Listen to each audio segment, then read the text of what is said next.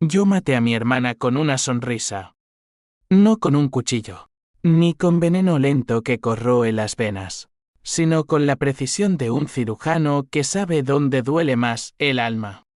Lo planeé durante años, mientras el mundo giraba indiferente a mi alrededor, en las calles empedradas de Sevilla, donde el Guadalquivir susurra secretos que nadie quiere oír. Mi primer acto de venganza fue invisible, un cuaderno negro, escondido bajo mi colchón, donde anotaba cada migaja de pan que le daban a sus hijos antes que a los míos. Cada insulto disfrazado de broma, cada puerta cerrada en mi cara. Pero empecemos por el principio, porque el odio no nace de la nada, se alimenta de heridas que supuran en silencio. Era el verano del 2018, y el calor de Andalucía nos ahogaba como un sudario. Yo, Elena, tenía 38 años, 2 hijos Miguel, de 10, y Lucía, de 7 y un marido que se evaporó como el humo de un cigarrillo cuando las deudas nos alcanzaron. Javier había sido un sueño andaluz, ojos verdes como los olivos de Córdoba, manos callosas de mecánico. Pero los sueños se rompen, y él lo hizo huyendo a Barcelona con una contable de sonrisa fácil. Me dejó con la casa en las afueras de Sevilla, un préstamo bancario que me estrangulaba y la responsabilidad de criar a 2 niños que me miraban con ojos hambrientos. No de comida literal al principio, de amor, de seguridad. Pero pronto, el hambre se volvió real.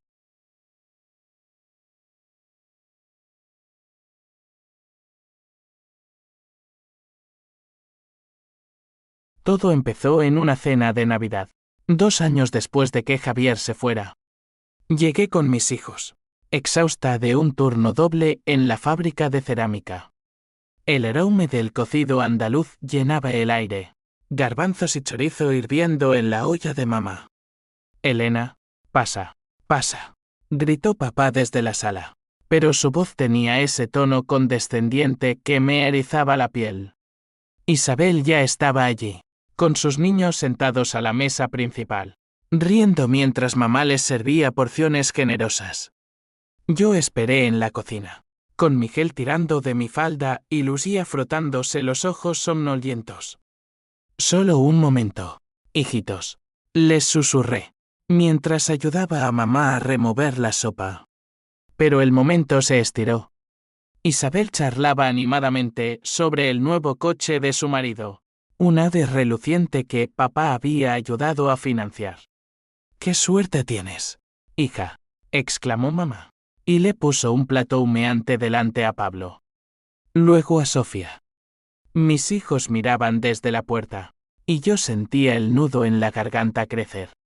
¿Y para nosotros?, preguntó Miguel en voz baja, su voz temblorosa como una hoja en el viento de levante. Mamá lo oyó, pero fingió no. Elena, ve a buscar el pan, que se enfría. Fui, y cuando volví, la mesa estaba servida para todos menos para nosotros. Isabel me miró con esa sonrisa suya, falsa como el oro chapado. Siéntate, Elena, hay para todos. Aquella noche, mientras volvíamos a casa en el autobús 32, con el estómago vacío y el orgullo hecho trizas, saqué un viejo cuaderno de mi bolso. Era uno de los de Javier, lleno de facturas pendientes. Rasgué la primera página y escribí Navidad 2018. Plato para Pablo y Sofía primero. Miguel llora en silencio. Lucía pregunta por qué no hay para nosotros. Mamá dice, Isabel trabaja tanto. Yo, nada. Fue el comienzo. Cada humillación, un trazo de pluma. No sabía entonces que ese cuaderno sería mi arma, mi mapa del infierno. Los meses siguientes fueron un goteo constante de veneno. Isabel se quejaba de su vida perfecta, el marido viaja tanto. Papá, ¿me das algo para la hipoteca? Y papá, con su pensión de viudo de banco, sacaba el talonario. A mí, cuando le pedí ayuda para el colegio de Lucía, me dijo, Elena, tú siempre has sido fuerte. Isabel es más frágil. Frágil. La palabra me quemaba. Isabel, que tenía un salón de belleza en Triana y clientas ricas que le pagaban por mechas californianas, era frágil. Yo, que cargaba ladrillos en la fábrica hasta que me sangraban las manos, era fuerte. Anoté, enero de 2019. Préstamo de 500 euros a Isabel para emergencia. A mí, ahorra. Elena. Miguel sin libros de texto. La sociedad sevillana no ayudaba. En las verbenas del barrio, las vecinas cuchicheaban, pobre Elena, soltera con 2 niños. Isabel, en cambio. El estigma de la madre abandonada. El peso de la pobreza en un país donde la familia es sagrada. Pero solo si eres el elegido. Yo empecé a trabajar más. Noches en un bar de tapas sirviendo vino tinto a turistas que me miraban con lástima. Mis hijos crecían delgados, con ojos hundidos, y cada vez que los llevaba a casa de mis padres, el ritual se repetía: comida para los sobrinos primero, migajas para los míos. Isabel lo notaba, y su sonrisa se torció un poco, como si supiera que ganaba sin esfuerzo. Pero el odio necesita un catalizador. Llegó en primavera, durante la Semana Santa. Sevilla se vestía de nazarenos y pasos dorados. El incienso flotaba en el aire como promesas rotas. Íbamos a la procesión de la Macarena, la Virgen que todos veneraban. Mis padres insistieron en que fuéramos todos juntos, familia unida. Isabel llegó en su coche nuevo, con los niños impecables en trajes de lino. Nosotros, en autobús, con zapatos gastados.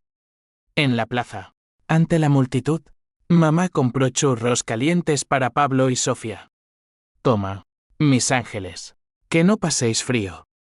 Miguel extendió la mano, pero mamá lo apartó. Espera, hijo, que se acabaron. No se acabaron. Yo lo vi, quedaban 2 en la bolsa. Esa noche, sola en mi cama, con el eco de las saetas en las orejas, juré que no sería más la sombra. Isabel había robado mi lugar en el útero de mi madre, y ahora robaba el pan de mis hijos. La venganza no sería un grito, sería un susurro que destruye imperios. Empecé a investigar. Papá tenía deudas ocultas del banco. Isabel falsificaba facturas en su salón para evadir impuestos.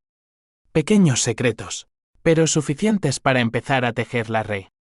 Sevilla dormía, pero yo no. Yo planeaba.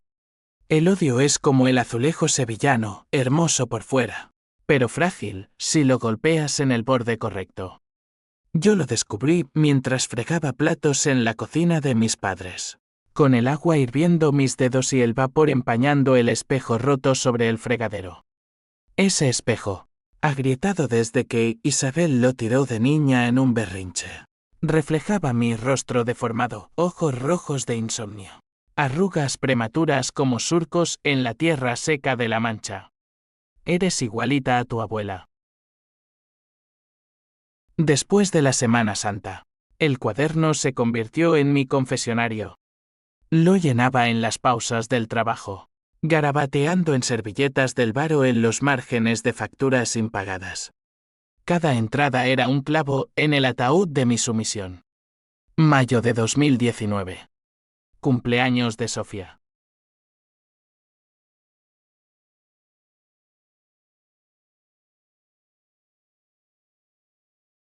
La familia se reunía cada domingo en la casa de la Macarena. Era un ritual sagrado, como las procesiones, pero en lugar de velas, había platos de espinacas con garbanzos y conversaciones que cortaban como navajas. Isabel llegaba tarde.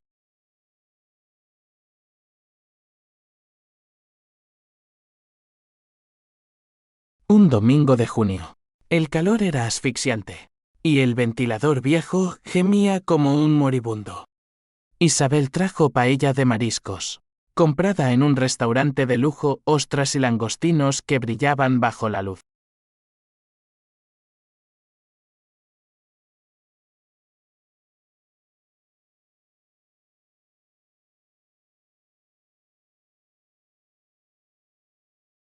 Esa noche, en el autobús de vuelta, Lucía vomitó por el estrés o eso dijo el médico, pero yo sabía que era hambre emocional.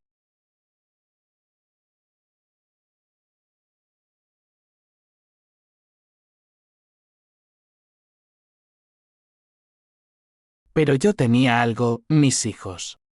Y el orgullo. Ese fuego andaluz que quema lento pero deja cenizas eternas.